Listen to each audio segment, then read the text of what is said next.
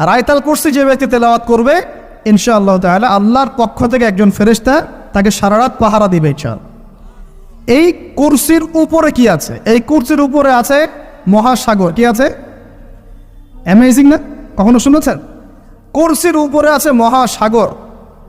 কানা আরশুহু আলাল মা, আল্লাহ পাক সূরা হুদের মধ্যে বলেছেন আল্লাহর আরশটা ছিল পানির উপরে। কিসের উপরে? এই মহাসাগরের গভীরতা নবীজি বলছেন এটা হচ্ছে 500 বছরের পথ। কত বছর? 500 বছর গভীর।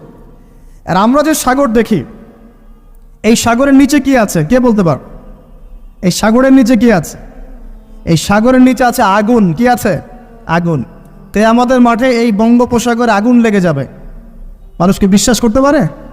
এখন যে সাগরটা দেখছেন পানি ভর্তি মহাসাগর, এখানে আগুন লেগে যাবে, আগুন দিয়ে সাগর জ্বলতে থাকবে। কিয়ামত যদি কেউ চোখে দেখতে চায় সে যেন সূরা তাকবীর পড়ে। কোন সূরা? সূরা তাকবীর। আমপাড়ায় দেখবেন সূরা তাকবীর আছে।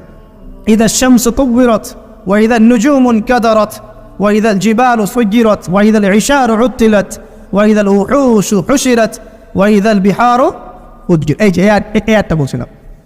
তো প্রিয় ভাইরা, সাগর নিয়ে দুটো কথা বলেই দেই। সেটা হলো আল্লাহ পাকের সমস্ত সৃষ্টি আল্লাহ পাকের তাসবিহ পাঠ করে, এমনকি এই সাগরও আল্লাহর তাসবিহ পাঠ করে, এবং প্রতিটা সৃষ্টি পরকালে সাক্ষী হয়ে থাকবে